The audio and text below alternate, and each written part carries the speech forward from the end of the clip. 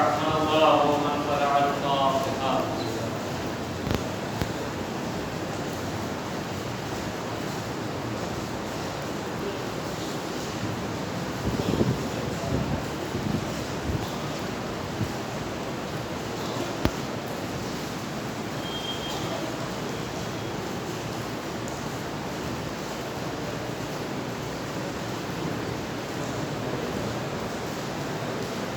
اب حضرات سے گزارش ہے ایک مرتبہ سورہ انعام اور 3 مرتبہ سورہ اخلاص کی تلاوت فرما کر مرحومہ شیرین بانو بنت علاؤالدین، مرحومہ زینب بانو بنت علاؤالدین، مرحومہ خورشید بانو بنت برکت علی، مرحومہ رخسار بانو بنت داؤد علی، مرحومہ سمرہ بانو بنت قاسم علی، مرحوم شوکت علی بن برکت علی گولانی کے لیے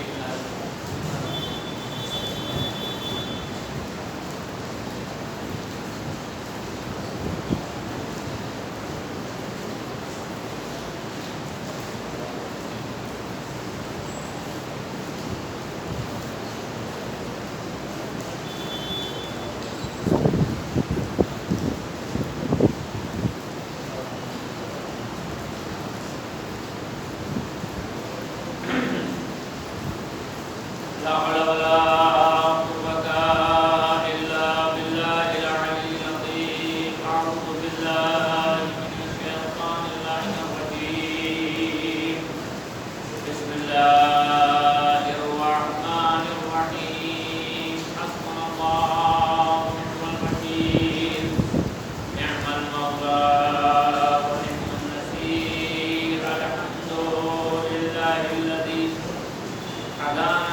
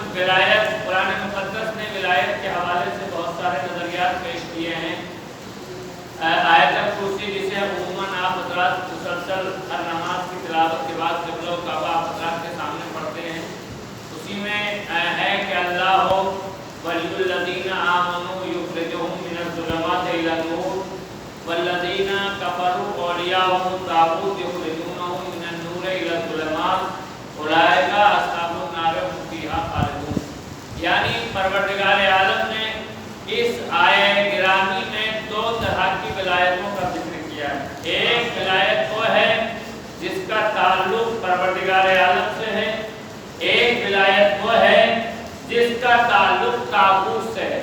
ابھی تو دونوں ولایتوں میں فرق بھی خالق کائنات نے رکھا کہ جو اللہ والی ولایت ہے، رحمانی ولایت ہے، جس ولایت کا تعلق پروردگار عالم سے ہے، اس ولایت کی خوبی کیا ہے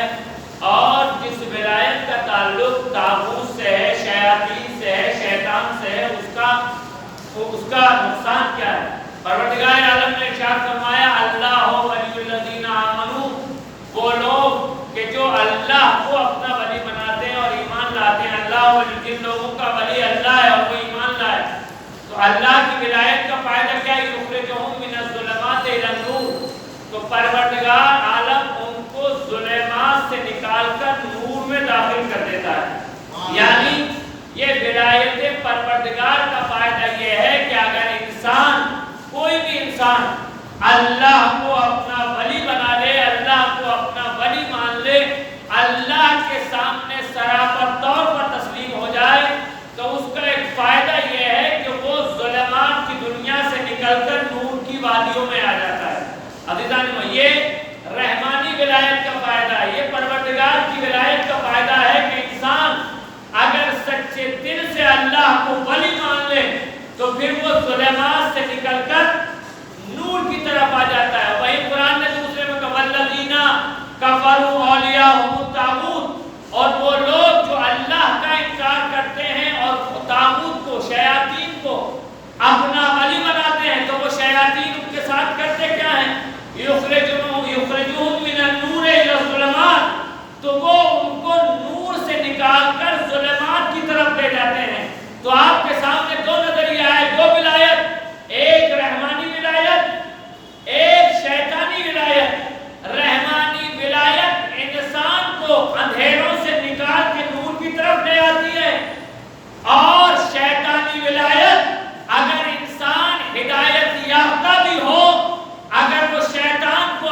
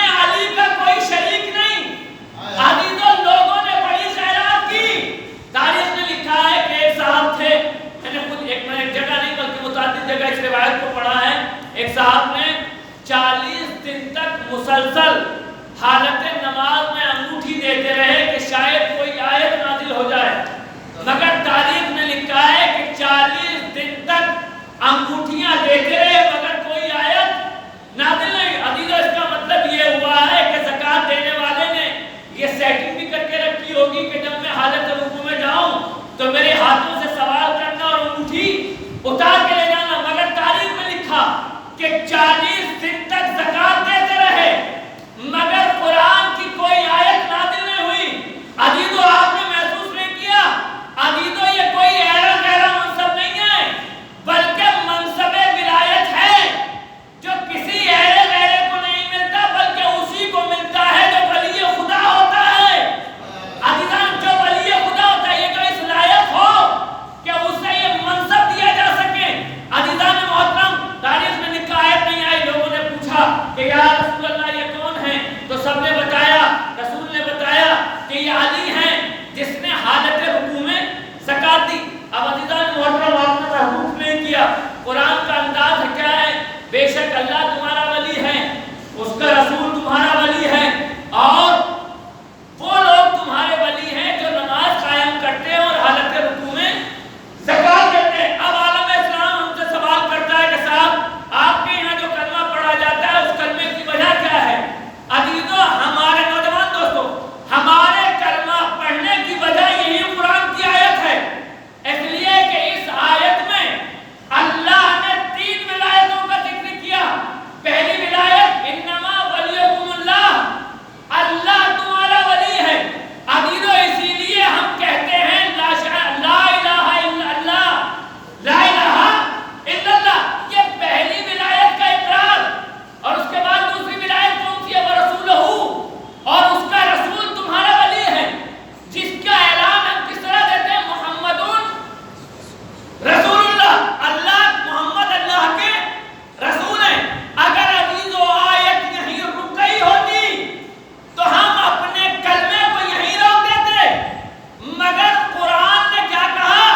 वल्लज़ीना आमनू वल्लज़ीना युक़ीमूनस सलाता व यूतूनस ज़कात वहुम राकिऊन, बल्कि तुम्हारे वली वो भी हैं जो नमाज कायम करते हैं और हालत रुकू में ज़कात देते हैं।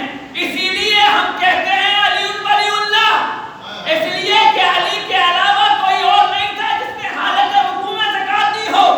अब अजीजों, याद रखना नौजवान दोस्तों, अगर कोई तुमसे पूछे कि तुम ये 3 शहादतें क्यों देते हो, तो कुरान की इसी आयत को पढ़ देना कि जब कुरान ने कह दिया अल्लाह वली, रसूल वली, और वो लोग जो हालत रुकू में ज़कात देते हैं, इसीलिए हम कहते हैं ला इलाहा इल्लल्लाह मुहम्मदुर रसूलुल्लाह अलीयुन वलीउल्लाह।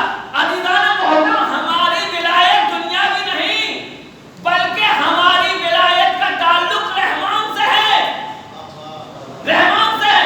और अजीज़ान मोहतरम, आज एक बड़ा एतराज़ हमारे ऊपर होता है, ये एक मजलिसी नुक्ता है कि साहब, जिस वक्त ये लोग अजान कहते हैं शिया, तो इनके यहाँ अजान की बड़ी अजीब व गरीब कैफियत है। जब अल्लाह की वहदानियत का इकरार करते हैं तो कह देते हैं अशहदु अल्ला इलाहा इल्लल्लाह, और जब रसूल की रिसालत का ऐलान करते हैं अजान के अंदर तो क्या कहते हैं? अशहदु अन्ना मुहम्मदुन। अल्लाह की तौहीद का इकरार 2 लफ्जों में, 2 जुमलों में, रसूल की रिसालत का इकरार 2 जुमलों में। लेकिन जैसे ही विलायत अली के ऐलान की बात आती है तो क्या कहते हैं? अशहदु अन्ना अमीरुल मुमिनीना व इमामुल मुत्तकीना व कायदे क़र्निल मुहज्जलीना अलीयुन वलीउल्लाह। चाहे वो कलमा हो, कलमे में क्या कहते हैं? अलीयुन वलीउल्लाह है वो खलीफतहू बिला बस। यानी क्या मतलब? अल्लाह की विलायत का इकरार 2 लफ्जों में, रसूल की रिसालत का इकरार 2 लफ्जों में, लेकिन विलायत के अली के लिए एक पूरा कसीदा पढ़ते चले जाते हैं। अजीजों, याद रखो, हमारा कोई अमल, कोई अकीदा खिलाफ कुरान नहीं होता।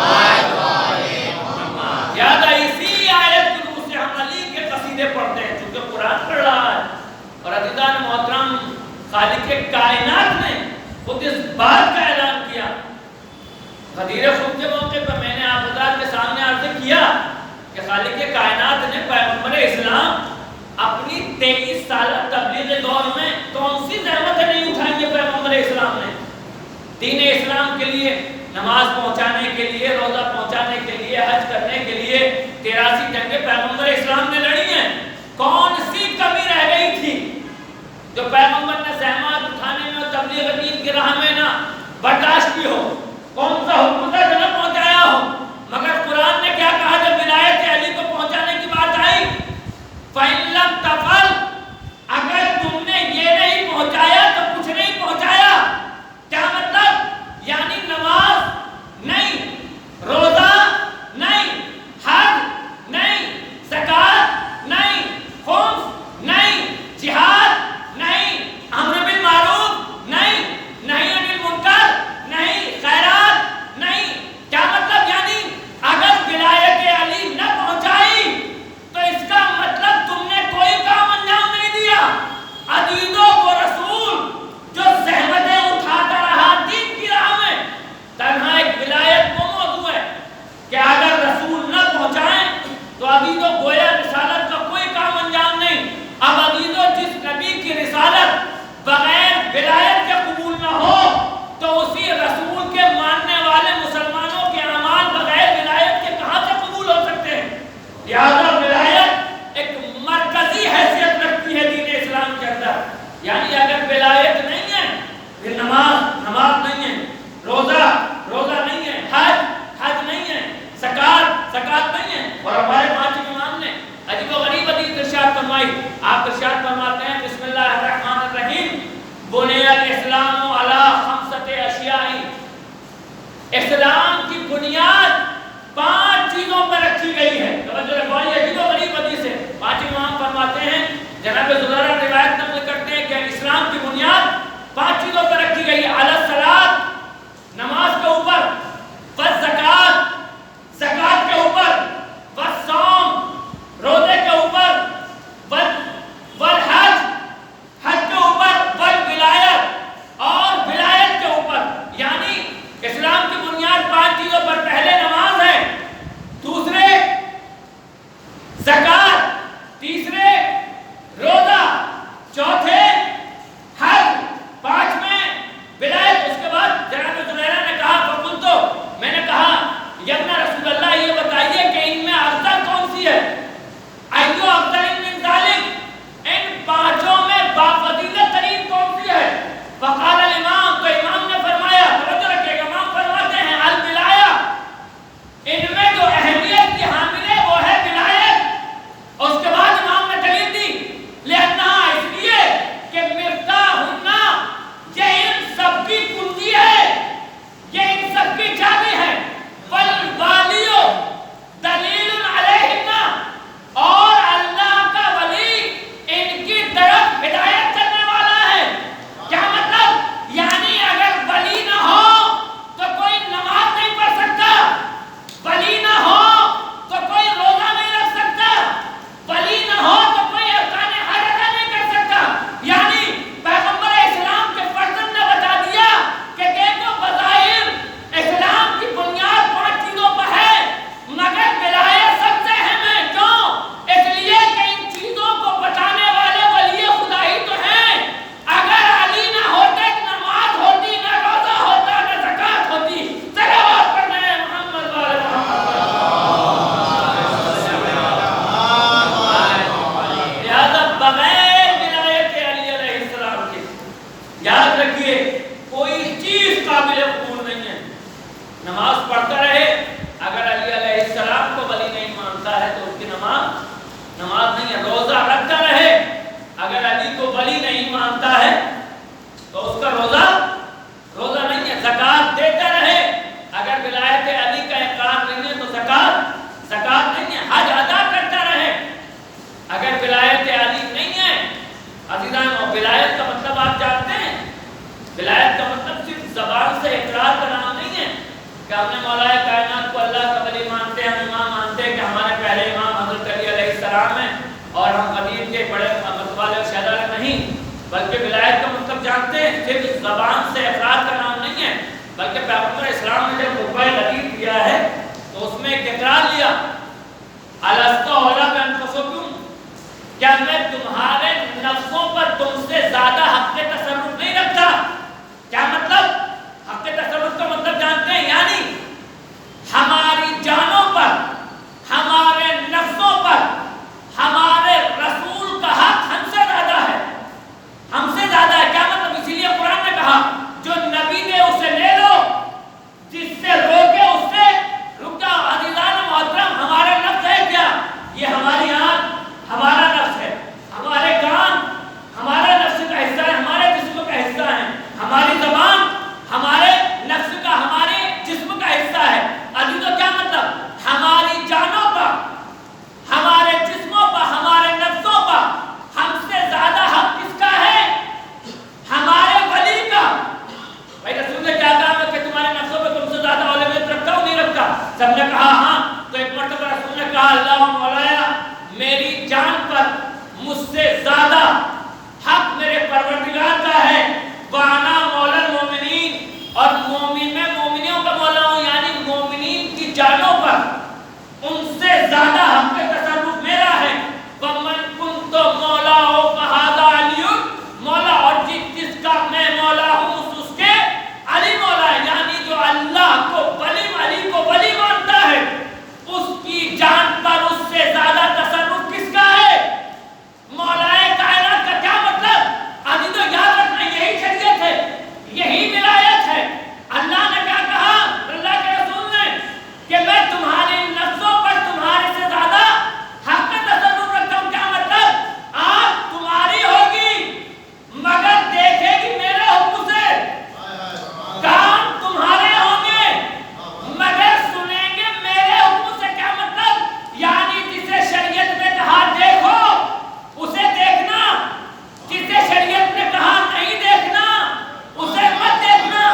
شریعت نے جسے کہا سننا ہے وہ سننا ہے، جسے شریعت نے منع کیا وہ نہیں سننا ہے۔ شریعت نے کہا کہ جہاں جانا ہے وہاں جانا شریعت، جہاں شریعت نے منع کیا وہاں نہ جانا ہی شریعت ہے۔ کیا وہ شریعت ہے؟ کیا کہا؟ نبی نے جو کچھ کر کے دکھایا، جو کچھ کہا وہ شریعت ہے۔ اور نبی نے کیا کہا؟ میں تمہارے نفسوں پر تم سے زیادہ حق تصرف رکھتا ہوں۔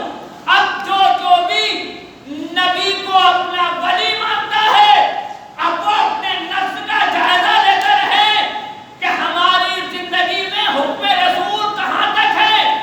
اگر ہم کوئی دیکھ رہے ہیں جو نبی نے حکم دیا تو اس کا مطلب ہم اللہ نبی کو اپنے ولی مان رہے ہیں، اور اگر وہ دیکھ رہے ہیں جو نبی نے منع کیا تو ہم ولایت رسول سے باہر۔ اب عزیزو غدیر ماننے سے پہلے توجہ رکھ لینا، جس کا حکم علی دے اسے ماننا ولایت ہے، اور جسے علی منع کرے اس سے رک جانا ہی ولایت ہے۔ صلوات پڑھ دیں محمد وعلی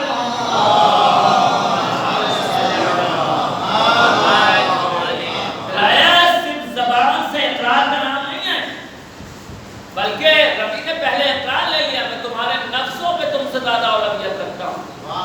اب ہمیں اپنی زندگی میں دیکھنا ہے کہ ہم کتنا حکم محمد و آل محمد کے تابع ہیں۔ اب ہماری آنکھ نہیں ہے، بلکہ اس آنکھ کو وہی دیکھنا ہے جو شریعت چاہتی ہے، ان ہاتھوں سے وہی کرنا ہے جو شریعت چاہتی ہے۔ اب اگر کوئی یہ کہے کہ میں اپنے بدن پر اپنے سے زیادہ اختیار رکھتا ہوں، کس نے مجھے اختیار دیا ہے؟ تو یاد رکھیے گا یہ خلاف شریعت ہے۔ جیسا نبی و آل نبی چاہتے ہیں آپ کو ویسے زندگی گزارنا ہے۔ اور عزیزو اگر ولایت کیسے قبول کی جاتی ہے، کیسے ولایت کو مانا جاتا ہے، اگر اس طرح اس قبیلے کے لوگوں کو دیکھنا ہے تو کربلا کے میدان میں آ جائیے، جہاں اصحاب و انصار حسین نے لمحہ لمحہ دنیا کو یہ درس دیا ہے کہ ولایت امام کیسے قبول کی جاتی ہے۔ عزیزو کربلا کے جو شہیدوں کی قربانیاں ہیں انہوں نے امام حق تصرف ان کی جانوں پر کیسے رکھتا ہے یہ کربلا ہم کو بتاتی ہے۔ ولایت کا بہترین موالیہ نے محمد و آل محمد کربلا کے میدان میں دکھائی دیتے ہیں کہ جن کے پیش نگاہ بس ایک ہی چیز ہے کہ کسی طرح سے خدا اور حسین راضی ہو جائیں، ہماری جانیں دین کے کام آ جائیں، ہم وہ کریں جو ہمارے وقت کا ولی چاہتا ہے، جو حسین چاہتے ہیں، ہم وہ عمل انجام دیں۔ عزیزو یہ کربلا نے دیا۔ آپ تصور کر سکتے ہیں کہ کربلا کے میدان میں ایک سے ایک بڑھ کر حسین کے اوپر جان نثار کر رہا ہے۔ کیوں؟ اس لیے کہ انہوں نے علی علیہ السلام کے فرزند کی ولایت کو اس طرح سے مانا ہے جیسے ماننے کا حق ہے۔ عزیزو کربلا کے میدان میں جو قربانیاں پیش ہوئی ہیں، آپ دیکھیں ولایت کسے کہتے ہیں؟ اگر انسان قبول کرنے پائے تو اس کے لیے عمر کی قید نہیں ہوتی ہے۔ امام نے جب کربلا کے میدان میں جا کے حل من ناصرین ینصرنا، حل من مغیث یغیثنا کا نعرہ اور آواز استغاثہ بلند کی ہے، تو حسین کی آواز پر لبیک کہنے والا کون تھا؟ عزیزوں وہ حسین کا ششماہ علی اصغر تھا۔ یعنی علی اصغر بتا رہے ہیں کہ اگر تمہارے اندر شعور سماعت ہے، سماعت کا تمہیں شعور ہے، اور امام کی آواز تمہارے کانوں تک ٹکرا جائے تو پھر امام کی آواز پر لبیک کہہ دو۔ اگر تم میدان میں نہیں جا سکتے ہو تو کم سے کم خود کو جھولے سے زمین پہ گرا کے کائنات کو پیغام دے گئے جناب علی اصغر کہ امام وقت کی نصرت کیسے کی جاتی ہے، حق کے ولایت کسے کہتے ہیں۔ عزیزو یہ کربلا کے میدان میں ملتا ہے۔ تاریخ میں لکھا ہے کہ جیسے امام حسین علیہ السلام نے آواز استغاثہ بلند کی ہے تو جناب علی اصغر نے خود کو جھولے سے زمین پہ گرا دیا، اور جیسے ہی علی اصغر کا جھولے سے زمین پہ گرنا تھا، برابر میں کھڑی ہوئی رباب کی چیخ نکل گئی۔ جیسے ہی رباب کی چیخ نکلی اور رباب کی چیخ بیویوں کے خیموں تک پہنچی، بیویوں نے سمجھا کہ شاید علی اصغر نے شدت پیاس کی وجہ سے زندگی کو خیر آباد کہہ دیا ہے۔ اور تاریخ بتاتی ہے تمام بیویاں جناب رباب کے خیمے کی طرف دوڑی، اور جانے کے بعد اب جناب علی اصغر کی حالت کو دیکھا تو ایک مرتبہ بیویوں میں کوہرام بپا ہو گیا۔ عزاداروں جیسے ہی بیویوں میں کوہرام بپا ہوا، حسین کے کانوں تک بیویوں کے رونے کی آواز پہنچی۔ حسین نے بیویوں کے رونے کی آواز کو سنا، فوراً میدان سے خیمے کی طرف آئے اور آواز دی، اے بہن زینب، ابھی تو حسین زندہ ہے، تم رو کس لیے رہی ہو؟ تو ایک مرتبہ جناب زینب نے بتایا، بھیا جیسے ہی تم نے میدان میں آواز استغاثہ بلند کی، فوراً رباب کے اصغر نے جھولے سے زمین پر گرا دیا۔ عزادارو حسین سمجھ گئے علی اصغر میدان جانے کے لیے آمادہ ہیں۔ ایک مرتبہ رباب سے کہا، لاؤ رباب، میں تمہارے بچے کو پانی پلا کے لے کے آتا ہوں۔ عزادارو حسین علی اصغر کو لے کر میدان جہاد میں پہنچے۔ تاریخ میں لکھا ہے عزاداران مکتوب کربلا جیسے حسین علی اصغر کو لے کے میدان میں پہنچے تو فوجیں اشقیہ سمجھ رہی تھی شاید حسین فیصلے کے لیے قرآن لا رہے ہیں۔ اب جو حسین نے جا کے ابا کا دامن الٹا، فوج کیا دیکھتی ہے کہ ایک 6 مہینے کا بچہ حسین کے ہاتھوں پہ ہے، جس کے ہونٹ شدت پیاس کی وجہ سے پکڑیاں آ گئی ہیں، جس کے ہونٹوں